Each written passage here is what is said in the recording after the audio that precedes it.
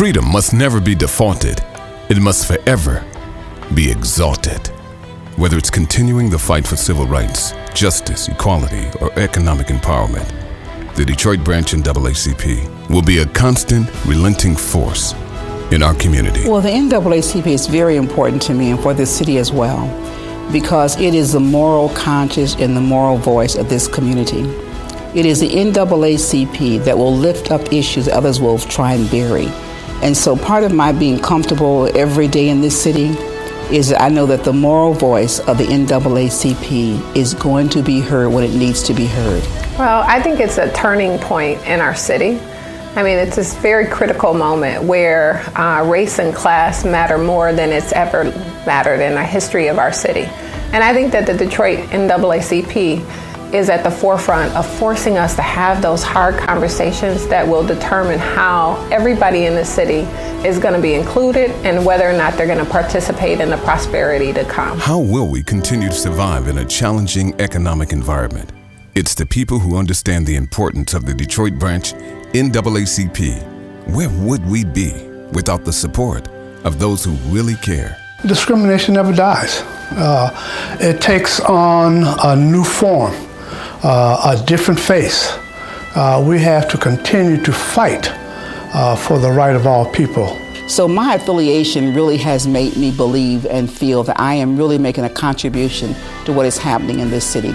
I am part of the solution and not part of the problem. I think that the NAACP is helping us think through the tough issues around equity that we need to as we really re-envision our city and we start thinking about what a city will look like after it comes through bankruptcy and how we create a better city that's going to be good for everybody and especially for the people who've held the city together, African Americans. The historical roots of the NAACP run deep.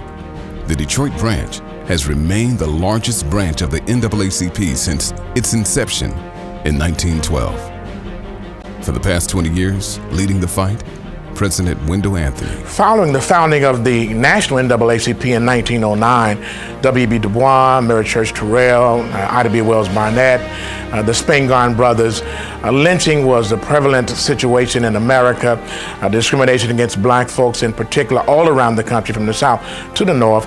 Obviously Detroit being a part of the burgeoning class of black folk migrating from the south, it was ripe for an NAACP. The fact for jobs, the need for education, blacks coming here were living on one side of Woodward Avenue, the old Black Bottom areas, and so we found ourselves engaged in that struggle.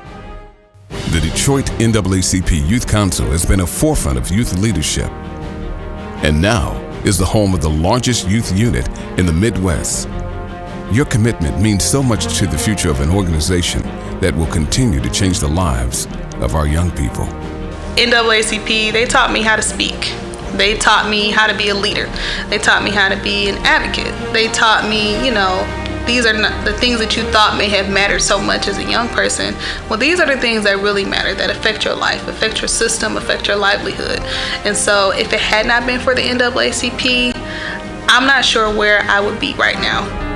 Also in 1909, the NAACP commenced what has become its legacy of fighting legal battles to win social justice for African Americans.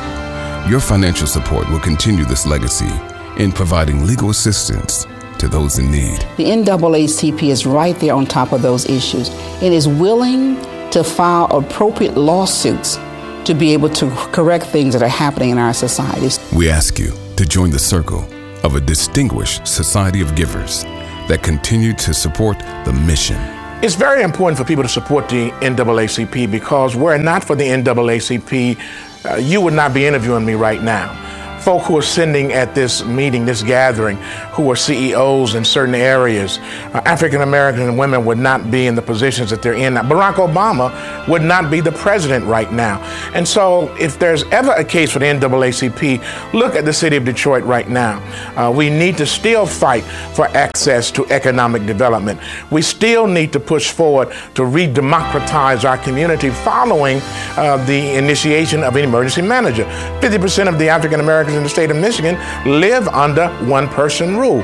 That's a call for the NAACP. As a President Circle founding member, you'll receive your personalized Freedom Walk brick at the entrance of the Detroit branch NAACP, along with special recognition on the giving tree of the President Circle Wall of Justice. We appreciate your support as we continue our walk to freedom, our walk to justice, our walk to equality, our walk to empowerment, and of course, our walk by faith, the Detroit branch NAACP.